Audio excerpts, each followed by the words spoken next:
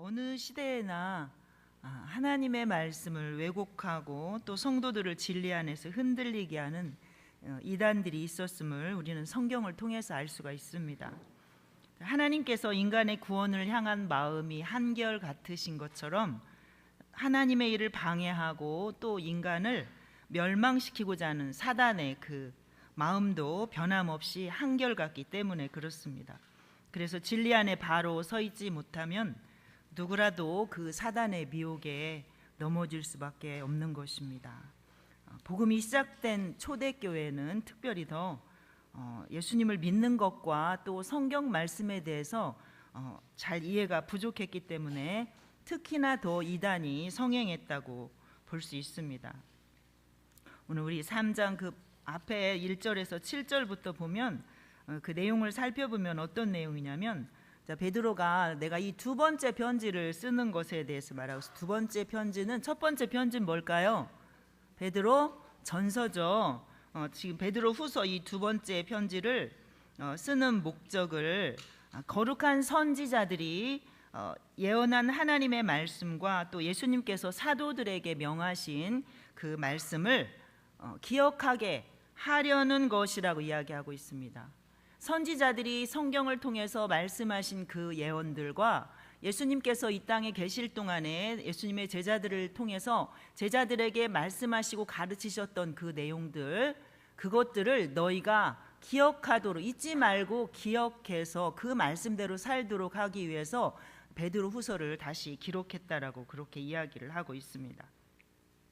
그런데 이 이단자들이 하는 말들을 보면은 그 3, 4절에 보면은 말세의 정욕을 따라 행하며 조롱하는 자들의 말에 의하며 어떤 말들을 하냐면, 주의 강림하신다는 약속이 어디 있느냐, 주님이 다시 오신다라고 약속한 것이 어디 있느냐, 또 조상들이 잔 후로부터 만물이 창조될 때와 같이 그냥 만물이 그대로 있다라는 것이죠. 그대로 이렇게 말한다라는 것입니다. 예수님이 언제 다시 오신다는 그 약속의 말씀이 어디 있냐라는 거죠.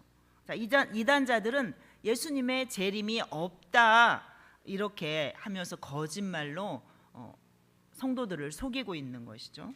거짓말을 퍼뜨리고 다닌 것입니다. 오늘 낮에 말씀하셨죠. 사단의 역할이 뭐라고요? 사단은 무슨 일을 한다 그랬어요? 속이고 하나님과 분리시켜서 멀리 하나님과 떨어뜨려 놓고 나중은 결국 사람들이 멸망하도록 하기 위한 것이 사단이 하는 일이라고 그랬잖아요. 그러니까 예수님, 이 세상에 하나님께서 이 세상을 창조하신 이래로 지금까지 사단의 역할은 그 일을 계속하고 있는 것입니다. 하나님께서 인류를 구원하시기 위해서 계속해서 하나님께서 인류를 구원하시기 위해서 하나님께서 그 일들을 하시는 것과 같이 사단도 하나님의 하시는 일을 방해하기 위해서 계속적으로 성도들을 미혹하고 넘어지게 하고 멸망시키도록 그렇게 하고 있는 것이죠. 자, 그러나 예수님께서 다시 오시겠다는 그 재림에 대한 약속은 구약 성경에도 예언이 되어 있습니다. 또 우리 다니엘 7장 13, 14절을 보면 제가 한번 읽어 드릴게요.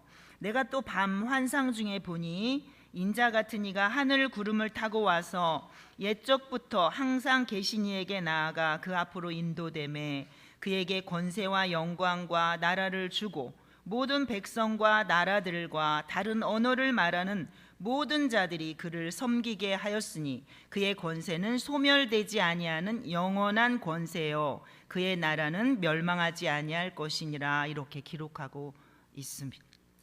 또 예수님께서도 말씀을 하셨죠.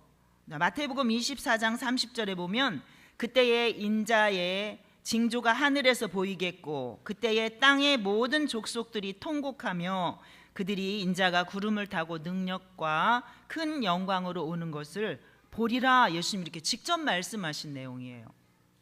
마가복음에도 그렇게 기록이 돼 있죠. 또 요한복음 14장 3절에서는 예수님께서 제자들에게 이렇게 말씀하셔서 가서 너희를 위하여 거처를 예비하며 내가 다시 와서 너희를 내게로 영접하여 나 있는 곳에 너희도 있게 하리라 이렇게 말씀하셨어요. 또 승천하실 때에 천사들이 또 예수님 올라가는 그 예수님을 바라보고 있을 때에 천사가 제자들에게 얘기했죠. 사도행전 몇 장, 1장 몇 절? 11절에 나오는 말씀입니다. 갈릴리 사람들아 어찌하여 하늘을 쳐다보느냐, 너희 가운데서 하늘로 올려지신 이 예수는 하늘로 가심을 본 그대로 오시리라 하였느니라. 이렇게 말씀하셨어요. 예수님께서 하신 말씀을 천사가 다시 한번 올라가시는 예수님을 바라보고 있는 사람들에게 천사가 다시 한번 얘기를 해주는 거죠. 자, 그런데 이단자들은 이 사실을 부인하고 있는 거죠. 뭐라고 부인한다고요? 예수님이 다시 오신다는 약속이 어디 있느냐라는 것입니다. 조상들이 잔 후로부터 만물이 처음 그대로 창조될 때와 같이 그냥 있다 이렇게 말했죠. 아까 그 말은 현재 상태가 계속 지속되고 있다는 거잖아요. 하나님이 태초에 하늘을 지으시고 땅을 지으시고 태양과 달과 별들을 지으시고 온갖 것들을 다 만드셨는데 그게 그대로 있지 않느냐, 지금까지 뭐가 달라졌느냐라는 거죠.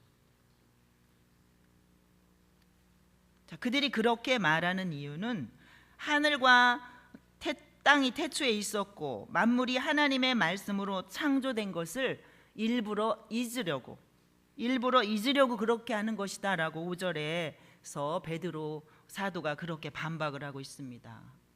일부러 속이려고 하는 것이다 라고 말하는 것이죠. 자, 이것은 하나님의 권능을 부인하는 거죠. 부정하고 또 권능으로 오실 예수님을 인정하지 않는, 재림도 불가능하다고 그렇게 속이기 위한 것이죠. 그러니까 이단자들은 결국 뭐예요? 하나님의 심판도 부정하고 또 지금 있는 이 세상이 영원히 있을 것이다 라고 사람들을 미혹하는 것입니다. 여러분들은 어떻게 생각하시나요? 이 세상이 그대로 영원히 있었으면 좋겠어요? 아니면 예수님 다시 오셨으면 좋겠어요? 근데요, 진짜로 보면 이 세상 이대로 언제까지 살고 싶어하는 분들이 훨씬 더 많더라고요. 예수 믿는 분들 중에서도 많이 그렇습니다. 자, 하나님이 심판이 없다고 주장하는 그들에게 대한 반증으로 베드로가 노아의 홍수에 대한 그런 심판에 대한 이야기를 합니다. 그리고 하늘과 그 땅은 동일한 말씀으로 불사르기 위해서 보호하신 바 되었다라고 7절에 말씀을 하고 있어요. 자, 여러분 7절 한번 우리 같이 읽어볼까요? 7절 같이 읽어보겠습니다. 시작.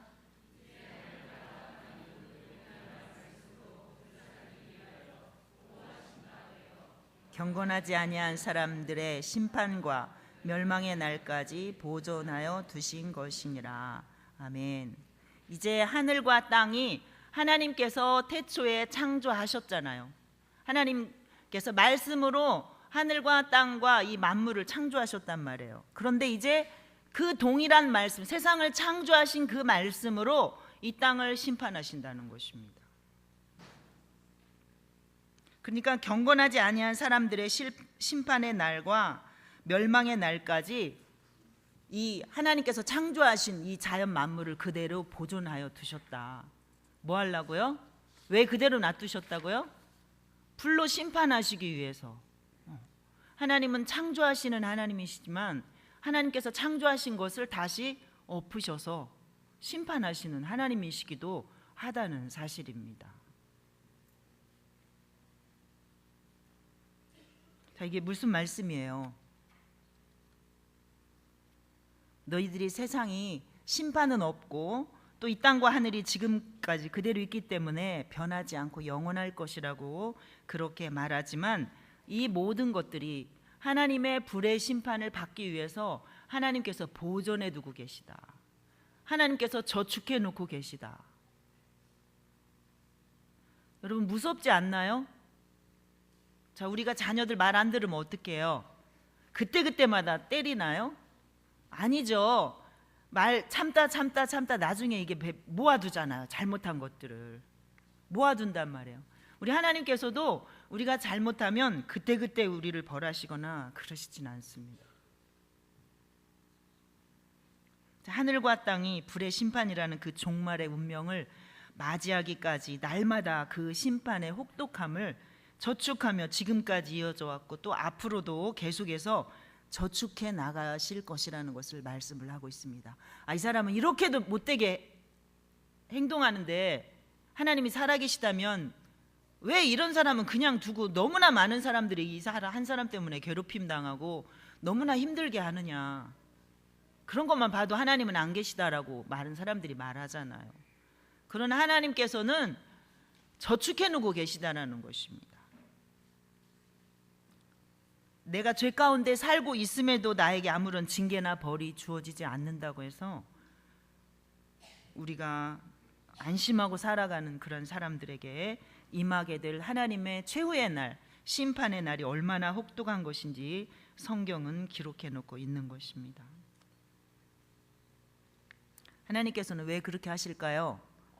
왜 그렇게 하실까요? 회개하기를 기다리시고 참아주시는 것이죠.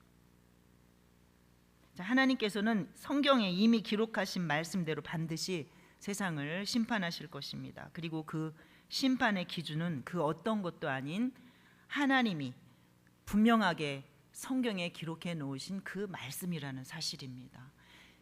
하나님은 말씀으로 세상을 창조하셨고요, 말씀대로 예수님이 이 땅에 오셨고, 말씀대로 십자가에서 고난 받으시고 죽으셨고, 말씀하신 대로 다시 부활하셨습니다. 말씀하신 대로 승천하셨고, 말씀하신 대로 다시 분명히 오실 것입니다. 그 기준이 하나님의 기록된 말씀이라는 사실. 우리가 어떻게 구원받았습니까? 하나님께서 기록해 놓으신 말씀을 믿고 우리가 그 말씀대로 예수님을 내 마음의 구주로, 나의 죄를 용서해 주시는 구주로 믿고 우리가 예수님을 영접했기 때문에 우리가 구원받지 않았습니까? 그 하나님의 심판도 마찬가지라는 것입니다. 그 어떤 것도 아닌 그 기준은, 심판의 기준은 바로 하나님의 말씀인 것입니다. 여러분 꼭 기억하셔야 됩니다. 심판의 기준이 하나님의 말씀이라는 거. 죄를 무엇으로 판단해요? 하나님의 말씀으로 판단하잖아요. 우리가 애기들 부르는 찬송 중에 그런 거 있잖아요. 돈으로도 못 가요, 힘으로도 못 가요, 어여뻐도 못 가요, 똑똑해도 못 가요. 그죠? 나를 위해서 죽어주신 예수 그리스도를 믿고 그 믿음으로만 가는 것이 하나님의 나라라고 우리 아이들에게 가르치고 우리가 찬양 부르잖아요. 하나님의 구원도 심판도 오직 하나님께서 이 성경에 분명하게 모두가 볼 수 있도록 기록해 놓으신, 지금은 하나님의 말씀이 감춰지거나 숨겨진 것이 아니잖아요. 비밀로 감춰진 것이 절대 아닙니다. 누구나 다 조금만 관심 있으면 다 밝히 알 수 있도록 하나님께서 다 드러내놓고 기록해 놓으셨어요. 그 하나님의 심판이 이 하나님의 분명히 기록하신 이 말씀이 바로 기준이라는 것을 여러분 우리가 꼭 기억하시기 바랍니다. 자, 그리고 이제 오늘 우리가 읽은 본문의 말씀은 13절까지 주님의 날이 다시 오실 것에 대해서, 주님의 날에 대해서 말씀을 하고 계십니다. 주님이 다시 오시는 날이 반드시 있습니까? 없습니까? 반드시 분명하게 있습니다. 자, 예수 믿지 않는 경건하지 않은 자들은 불의 심판을 받기 위해서 기다리고 있지만 주님의 날을 기다리고 경건한 신앙생활을 하면서 우리는 신랑으로 오실 예수님을 기다리는 것입니다. 우리는 주님의 날을 바라보고 간절히 사모해야 됩니다. 자, 오늘 본문에서 주시는 그 몇 가지 내용을 보면요, 주님의 날은 우리가 생각하는 것처럼 더딘 것이 아니다라고 8절 9절에서 말씀하고 있습니다. 사랑하는 자들아, 주께는 하루가 몇 년 같고 천년 같고 천년이 하루 같다 하는 이 한 가지를 잊지 말아라, 그렇게 말씀하고 있습니다. 그게 무슨 말일까요?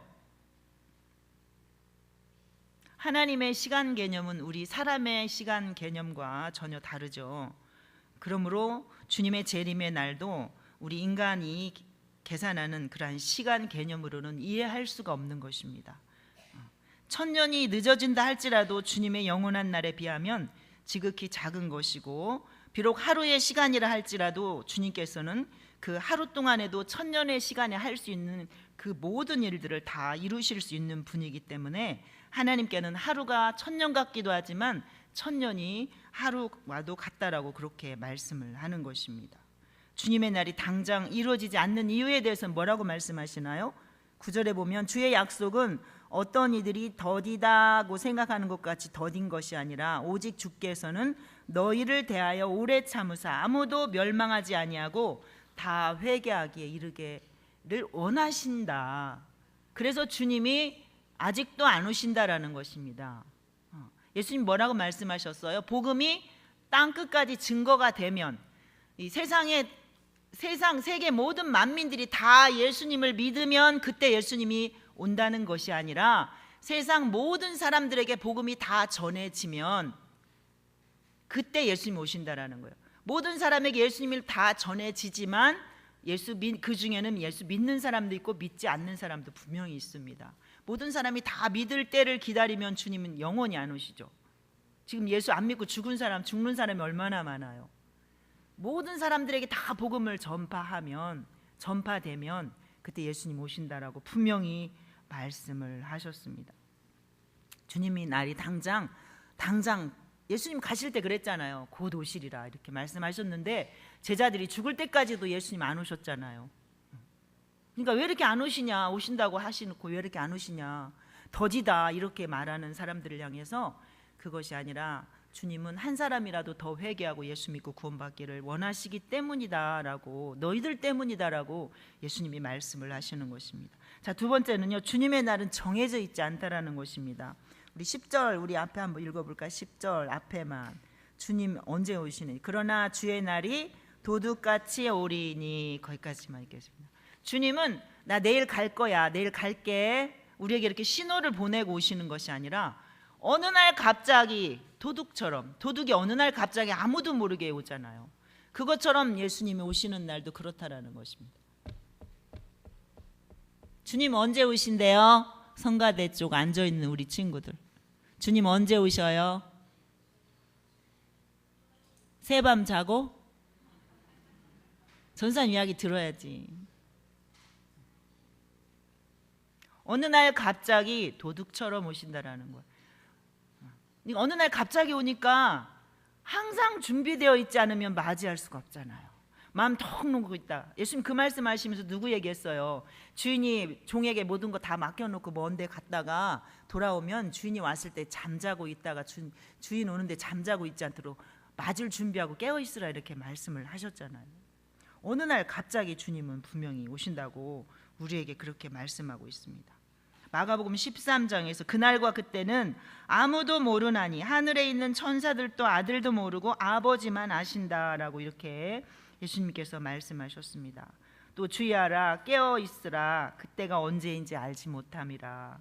그가 후련히 와서 너희의 자는 것을 보지 않도록 하라 이렇게 말씀하셔요. 또 등불을 준비하고 기름 준비하지 못한 열처녀 이야기도 우리가 잘 알잖아요. 자, 주의 날은 이렇게 정해져 있지 않기 때문에 항상 준비하고 있어야 되는 것입니다. 어제까지 준비 잘했지만 오늘 딴짓하다가 주님 만날 수 없죠. 어제까지 아무리 잘 믿었어도 오늘 내가 다른 길로 가고 있다면, 어제까지는 열심히 신앙생활하고 봉사도 잘하고 기도도 그렇게 잘했는데 오늘 보니까 신천지에 가서 교육받고 있어요. 자, 그런 신앙 가지고 주님 맞이하면 어떻게 될까요? 웃으셨죠? 웃으신 분들은 절대 앞으로 그런 일 없을 줄 믿습니다. 주님의 날이 오늘일 수도 있고 내일일 수도 있다는 마음으로 우리가 깨어 있어야 되는 것입니다. 자, 세 번째는요, 주님의 날에는 세상의 모든 물체가 다 풀어지게 될 것입니다.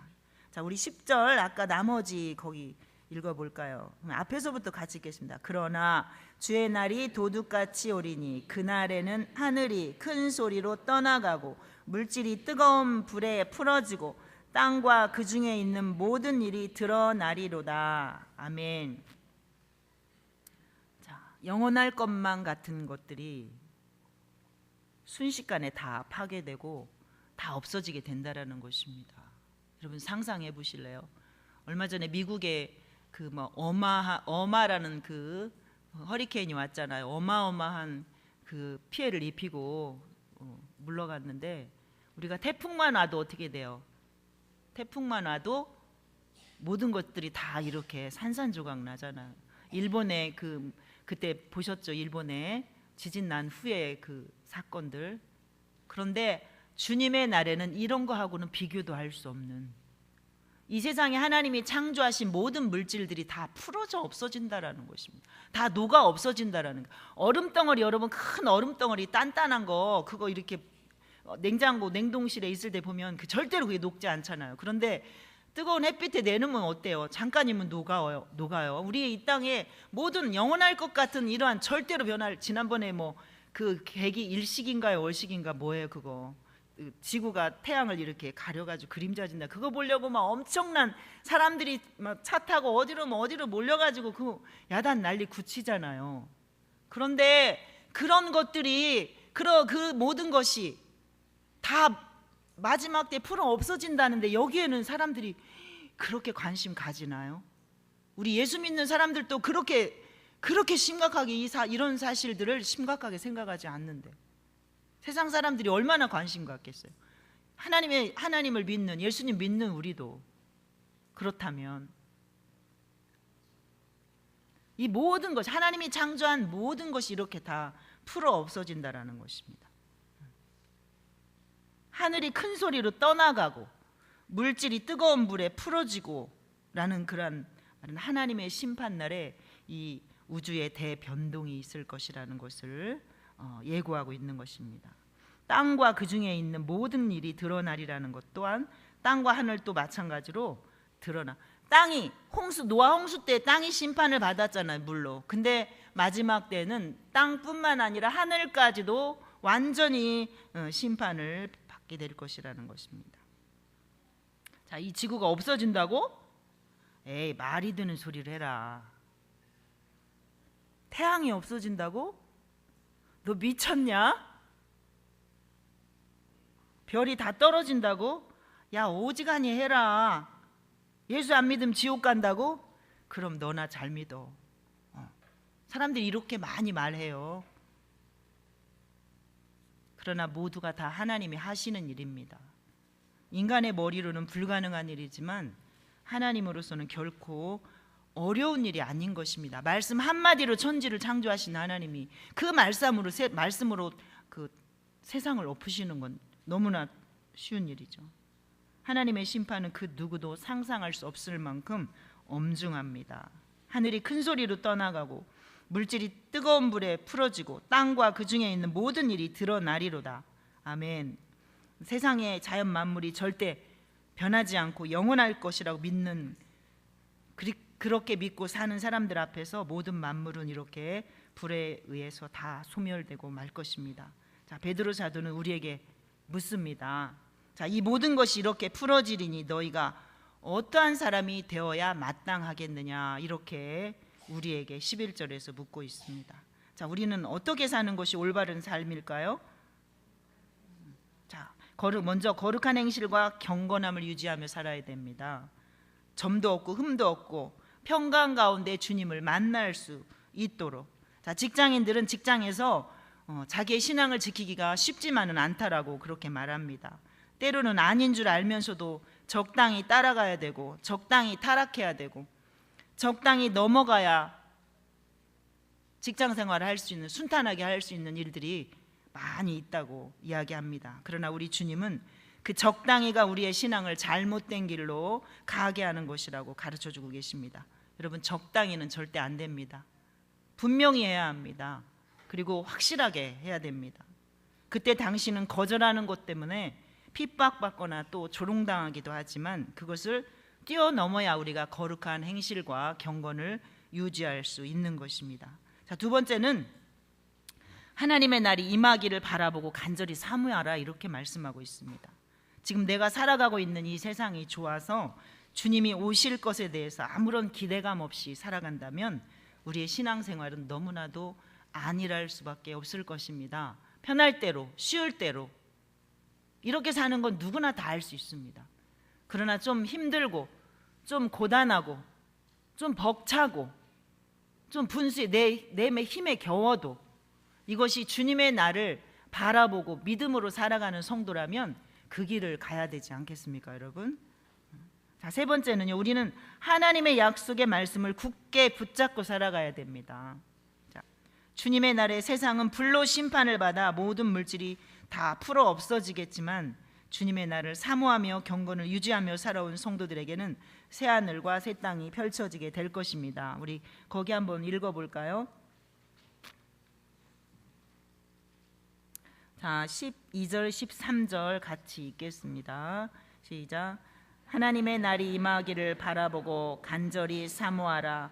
그날에 하늘이 불에 타서 풀어지고 물질이 뜨거운 불에 녹아지려니와 우리는 그의 약속대로 의가 있는 곳인 새하늘과 새 땅을 바라보도다. 아멘.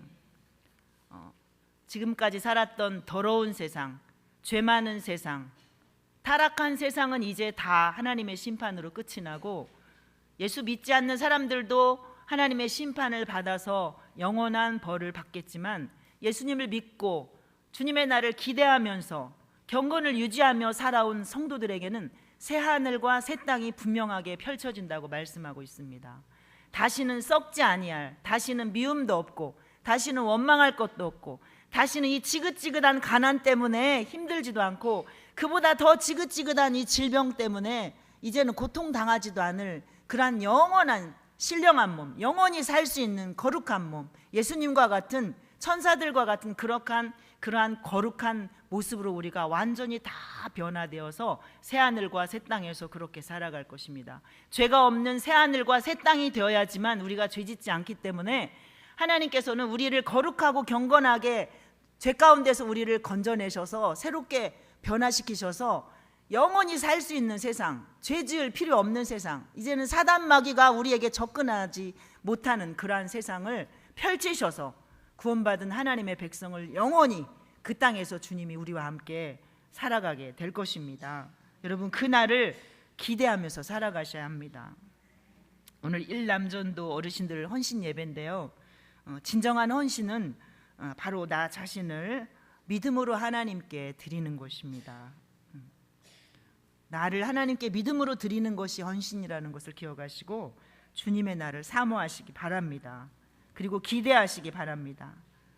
사람이 누구나 한 번은 죽어야 하는 그런 육체가 아닌 영원히 살 수 있는 그러한 육체로 내가 사는 그날이 분명히 온다는 사실을 기억하시고 내가 어떤 사람으로 살아가야 우리 하나님께서 기뻐하실까, 내가 내 남은 생애를 이제 어떻게 살아야 우리 주님이 기뻐하실까 생각하고 고민하면서 너무 안일하게 살지 마시고, 아무리 강대상에서 외치면 뭐합니까? 아무리 성경 말씀에서 기록되어 있으면 뭐합니까? 우리가 그 말씀을 제껴놓고 말씀대로 살지 않으면 아무 소용이 없습니다. 오늘도 은혜의 말씀을 듣고 또 들었지만 우리가 그 말씀을 한 주간 살면서 실천하지 않고 순종하지 않으면 이거 아무것도 아닌 꽝입니다. 꽝.